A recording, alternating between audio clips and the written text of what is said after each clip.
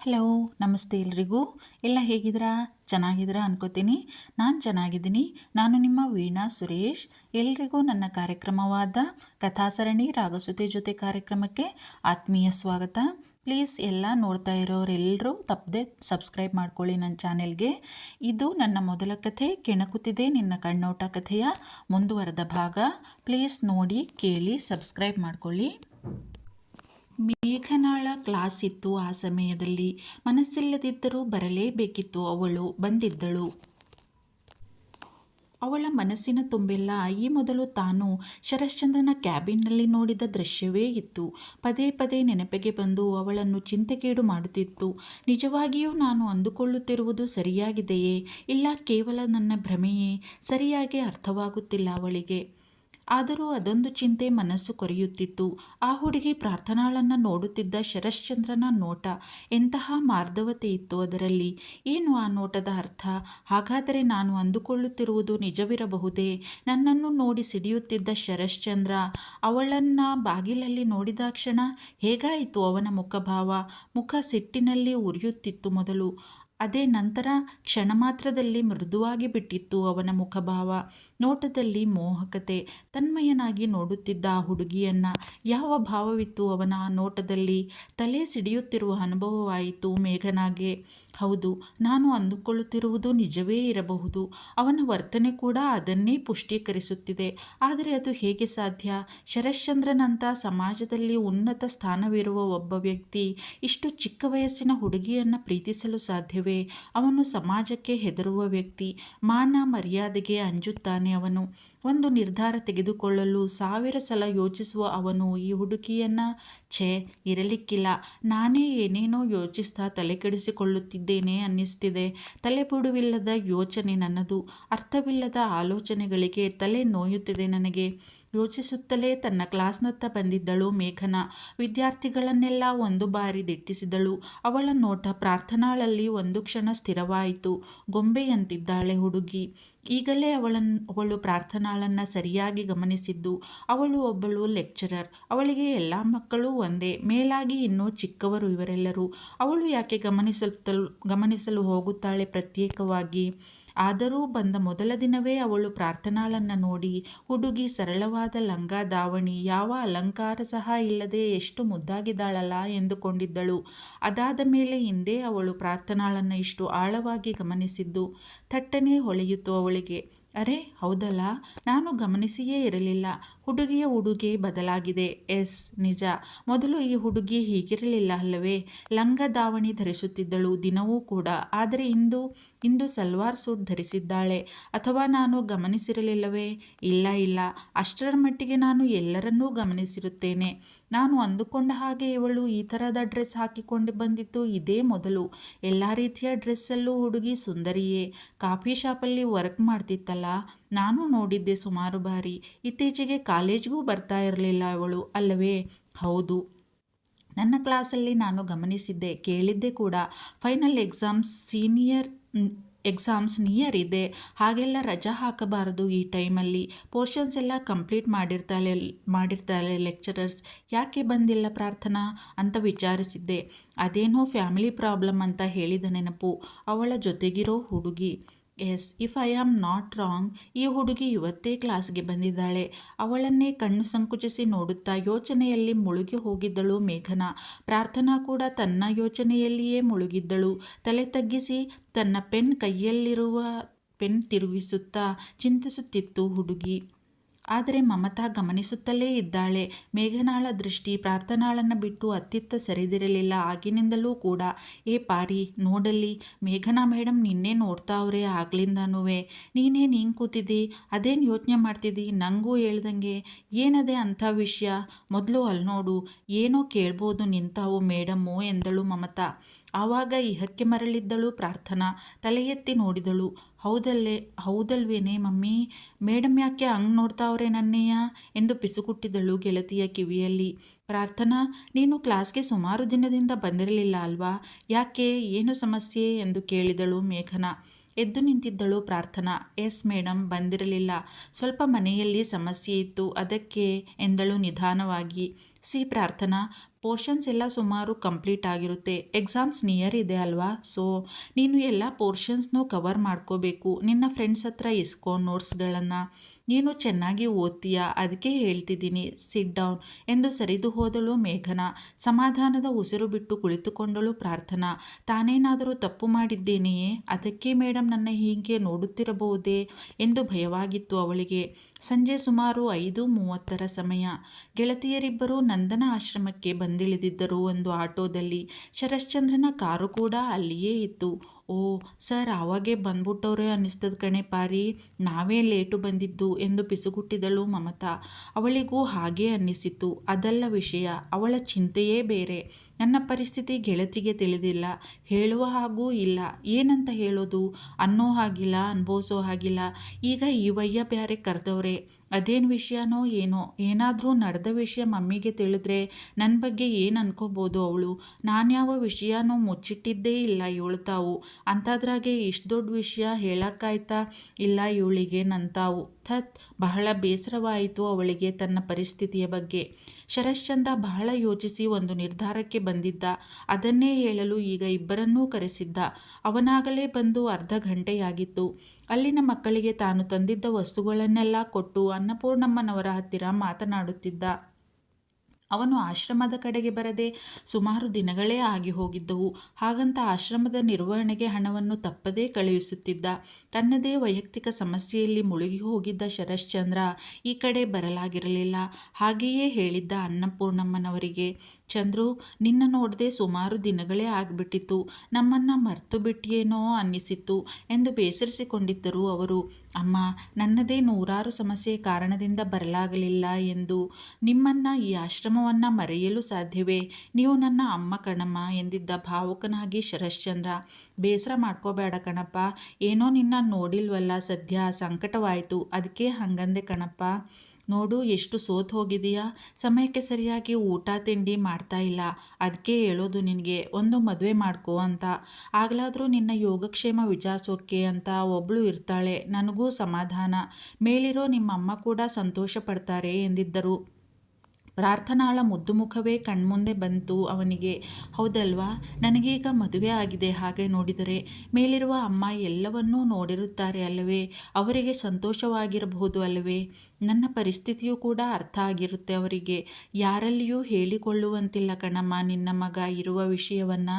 ನಿನಗೆ ಅರ್ಥ ಆಗುತ್ತೆ ಅಲ್ವಾ ಅಮ್ಮ ನಿನ್ನ ಮಗನ ಕಷ್ಟ ಎಂದು ಮನಸ್ಸಿನಲ್ಲಿಯೇ ತನ್ನ ಅಮ್ಮನನ್ನು ಕೇಳುತ್ತಿದ್ದ ಶರಶ್ಚಂದ್ರ.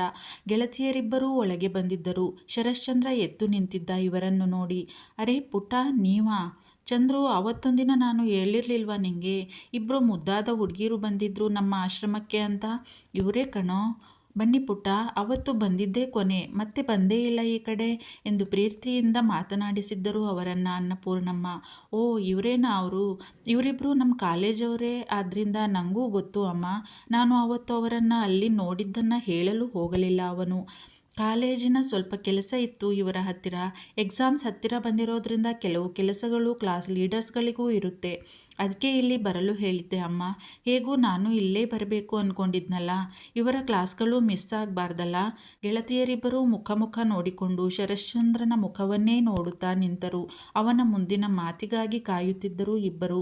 ಅಮ್ಮ, ನಾವು ಹೊರಗಡೆ ಕುಳಿತು ಸ್ವಲ್ಪ ಮಾತಾಡ್ತೀವಿ ಸ್ಕೂಲ್ ವಿಷಯ. ನೀವು ನಿಮ್ಮ ಕೆಲಸ ನೋಡ್ಕೊಳ್ಳಿ. ಮಕ್ಕಳು ಬಂದಿದ್ದಾರೆ ಸ್ಕೂಲ್ನಿಂದ, ಪಾಪ ಕೆಲಸ ಇರುತ್ತೆ ನಿಮಗೂ.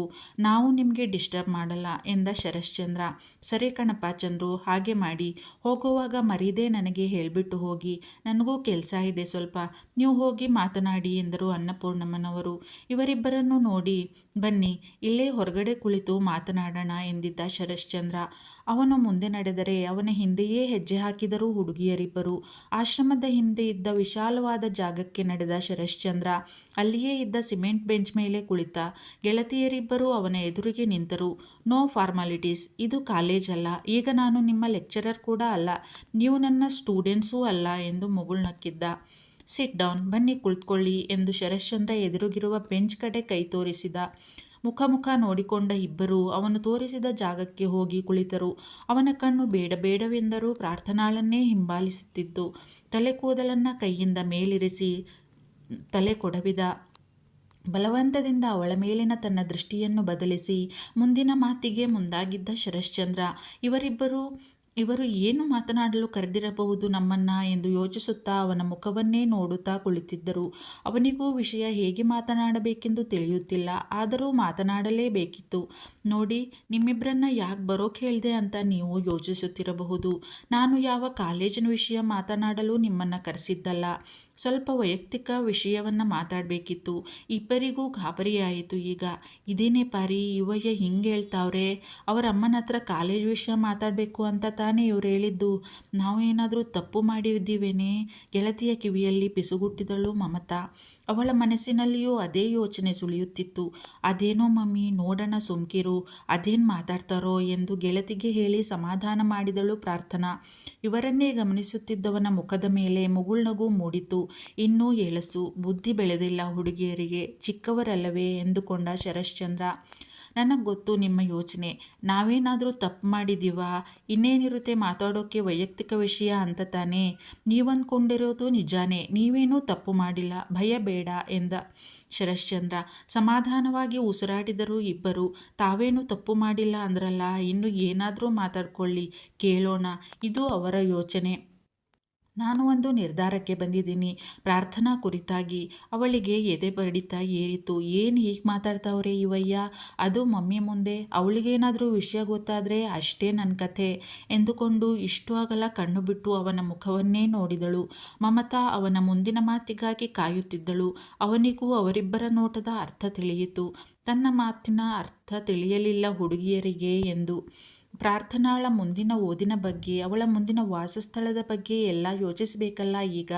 ಅವಳ ಮದುವೆ ಅದ್ಯಾರ ಜೊತೆಗೋ ಆಗಿ ಅವಳ ಜೀವನ ಹಾಳಾಗೋದನ್ನು ಹೇಗೋ ತಡೆದಿದ್ದಾಯಿತು. ಆದರೆ ಮುಂದೇನು? ಅವಳಿಗೆ ಈಗ ಉಳಿಯಲು ಒಂದು ಸೂರು ಕೂಡ ಇಲ್ಲದಂಥ ಪರಿಸ್ಥಿತಿ. ಆ ಮನೆಯವರ ಜೊತೆ ಅವಳ ಸಂಬಂಧ ಪೂರ್ಣ ಕಡಿದಂತೆಯೇ. ಮತ್ತೆ ಅವಳು ಅಲ್ಲಿ ಹೋಗುವುದು ಅವಳ ಜೀವನದ ಹಿತದೃಷ್ಟಿಯಿಂದ ಒಳ್ಳೆಯದಲ್ಲ. ನಾನು ಅವಳ ಚಿಕ್ಕಮ್ಮನ ವರ್ತನೆಯನ್ನು ಗಮನಿಸಿದ ಪ್ರಕಾರ ಅವರು ಒಳ್ಳೆಯ ಹೆಂಗಸಲ್ಲ ಅನ್ನಿಸಿತು ನನಗೆ. ಅವರು ಮತ್ತೆ ಇವಳನ್ನು ನೋಡಿದರೆ ಏನು ಬೇಕಾದರೂ ಮಾಡಬಹುದು. ಈಗ ಫೈನಲ್ ಎಕ್ಸಾಮ್ ಹತ್ರ ಬಂದಿದೆ. ಅದು ಮುಗಿದ ತಕ್ಷಣ ಹಾಸ್ಟೆಲ್ ಕೂಡ ಕ್ಲೋಸ್ ಆಗುತ್ತೆ. ಆಮೇಲೆ ಎಲ್ಲಿ ಇರ್ತಾಳೆ ಪ್ರಾರ್ಥನಾ? 1-2 ತಿಂಗಳು. ಮಮತಾ, ನೀನು ನಿನ್ನ ಮನೆಗೆ ಕರೆದುಕೊಂಡು ಹೋಗ್ತೀನಿ ಅನ್ಬೋದು. ಆದರೆ ನಿನ್ನ ಊರಲ್ಲೇ ತಾನೇ ಇವಳ ಮನೆ ಜನ ಕೂಡ ಇರೋದು. ಹುಡುಗಿಯರು ಶಾಕ್ ಆಗಿಬಿಟ್ಟಿದ್ದರು. ಇವನ ಮಾತುಗಳನ್ನೆಲ್ಲ ಗಮನವಿಟ್ಟು ಕೇಳಿ. ಅರೆ, ಹೌದಲ್ವೇನೆ ಪಾರಿ, ಇವಯ್ಯ ಪ್ರೊಫೆಸರ್ ಸರ್ ಹೇಳ್ತಿರೋದು ಸರಿಯಾಗೇ ಐತೆ ಅಲ್ವೇನೆ? ನಾವಿದನ್ನೆಲ್ಲ ಯೋಚಿಸೇ ಇರಲಿಲ್ವಲ್ಲೇ? ಪ್ರಾರ್ಥನಾ ಕೂಡ ಗಾಬರಿ ಆಗಿಬಿಟ್ಟಿದ್ದಳು. ಹೌದಲ್ವಾ, ನಾನಿದನ್ನೆಲ್ಲ ಯೋಚನೆ ಮಾಡಿರಲಿಲ್ಲ. ಯಪ್ಪ, ಏನು ಮಾಡೋದು ನಾನೀಗ? ಎಲ್ಲಿ ಹೋಗೋದು, ಏನು ಮಾಡೋದು? ತಲೆನೇ ಓಡ್ತಾ ಇಲ್ವಲ್ಲ ನನಗೆ. ಇವಯ್ಯ ಹೇಳೋದ್ರಾಗೂ ಅರ್ಥ ಆಯ್ತಲ್ವಾ? ನಾನು ಮತ್ತು ನಮ್ಮೂರ ಕಡೆಗೆ ಹೋದ್ರೆ ಆ ಹೆಂಗಸು ಬುಟ್ಟಾಳ ನನ್ನ ಒಂದು ಗತಿ ಕಾಣ್ಸೋಕ್ಕಿಲ್ವ ನನಗೆ? ಯಪ್ಪ, ನಾನು ಹೋಗೋಕ್ಕಿಲ್ಲ, ಆ ಕಡೆಗೆ ತಲೆ ಹಾಕಿ ಕೂಡ ಮಲಗೋಕ್ಕಿಲ್ಲ ನಾನಂತುವೆ. ಮತ್ತೇನು ಮಾಡೋದು ನಾನು? ಚಿಂತೆಗೆ ಮುದ್ದಾದ ಮುಖ ಬಾಡಿ ಹೋಗಿತ್ತು ಅವಳದು.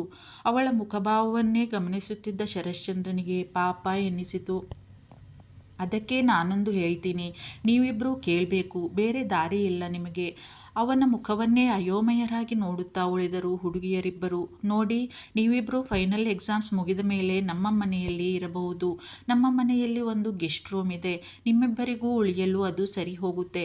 ಪ್ರಾರ್ಥನಾ ಒಬ್ಬಳೇ ಉಳಿಯಲು ಇಷ್ಟಪಡದೇ ಇರಬಹುದು. ಅದಕ್ಕೆ ನಿಮ್ಮ ಮನೆಯಲ್ಲಿ ಮಾತನಾಡಿ ನೋಡು ಮಮತಾ. ಪ್ರಾರ್ಥನಾಗೋಸ್ಕರ ಒಪ್ಕೋಬಹುದು.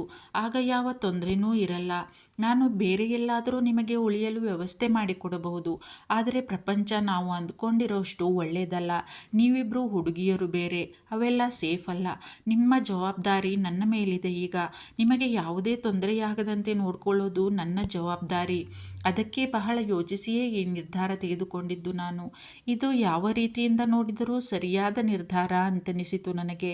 ಅದಕ್ಕೆ ಹೇಳ್ತಿದ್ದೀನಿ ನಿಮಗೆ. ನೀವು ಎಕ್ಸಾಮ್ಸ್ ಮುಗಿದ ತಕ್ಷಣ ನಮ್ಮ ಮನೆಗೆ ಬರುವ ತಯಾರಿ ಮಾಡಿಕೊಳ್ಳಿ.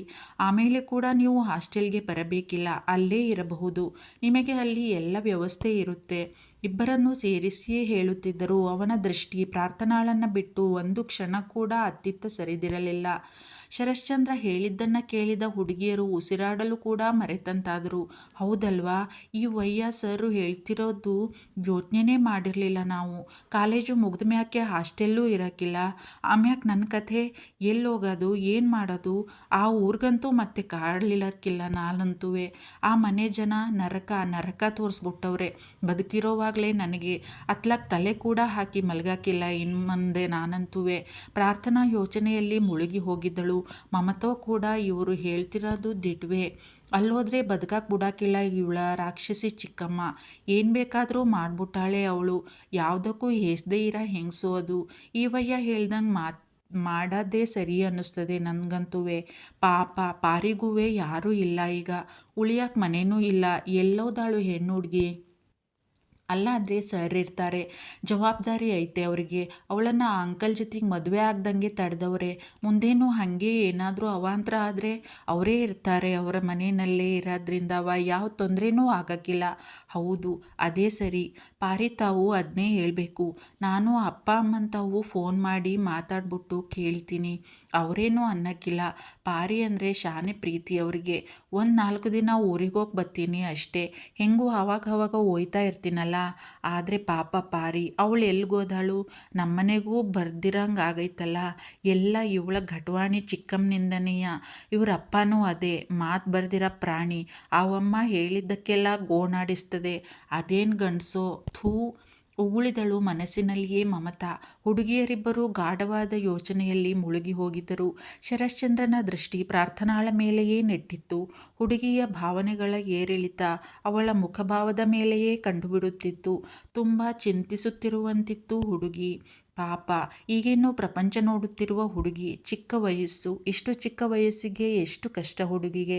ಛೇ, ದೇವರಿಗೂ ಕರುಣೆಯಿಲ್ಲ ಅನಿಸಿಬಿಟ್ಟಿತ್ತು ಶರಶ್ಚಂದ್ರನಿಗೆ. ನಾನು ಕೂಡ ಬಾಣಲೆಯಿಂದ ಬೆಂಕಿಗೆ ನೂಕಿಬಿಟ್ಟೆನೆ ಪಾಪದ ಹುಡುಗಿಯನ್ನು. ಹಾಗೆಯೇ ಅನ್ನಿಸಿತು ಅವನಿಗೆ.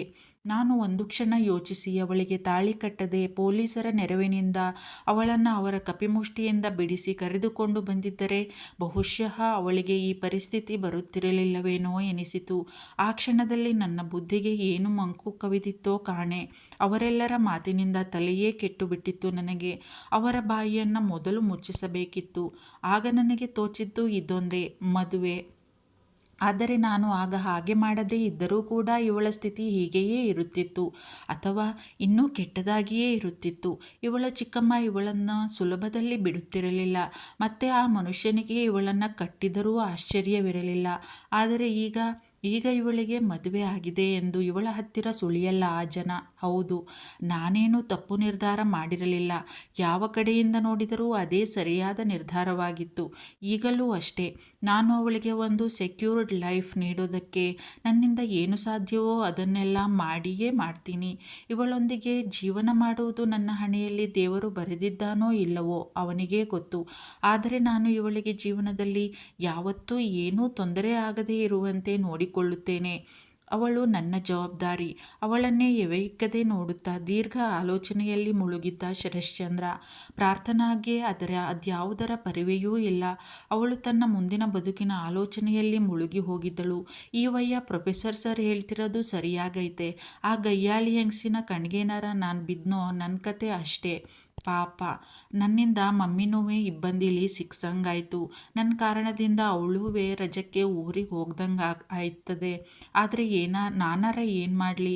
ಈ ವಯ್ಯ ಹೇಳ್ದಂಗೆ ಅವ್ರ ಮನ್ಯಾಗಿದ್ದರೆ ಅವ್ರ ತಂಗಿ ನಾನೇನಾರ ಅಲ್ಲೇ ಇರೋಕೋದ್ರೆ ಆ ಜಂಬದ ಕೋಳಿ ಶಾಂಭವಿ ನನ್ನ ಸುಮ್ಮನೆ ಬಿಟ್ಟಾಳ?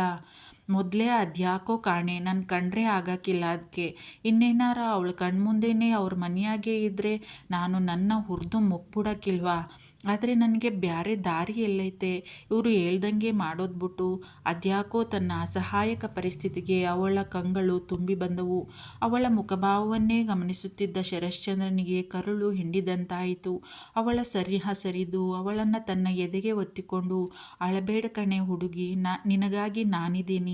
ನನ್ನ ಕೊನೆಯ ಉಸಿರು ಇರುವವರೆಗೂ ನಿನ್ನ ಕಣ್ಣಲ್ಲಿ ಒಂದು ಹನಿ ಕಣ್ಣೀರು ಬರದಂತೆ ಕಾಪಾಡ್ತೀನಿ ಎನ್ನುವ ಮನಸ್ಸಾಗುತ್ತಿತ್ತು ಅವನಿಗೆ. ಆದರೆ ಹಾಗೆ ಮಾಡಲಾಗದ ಅಸಹಾಯಕತೆ ತಲೆ ಕೊಡವಿದ ಶರಶ್ಚಂದ್ರ.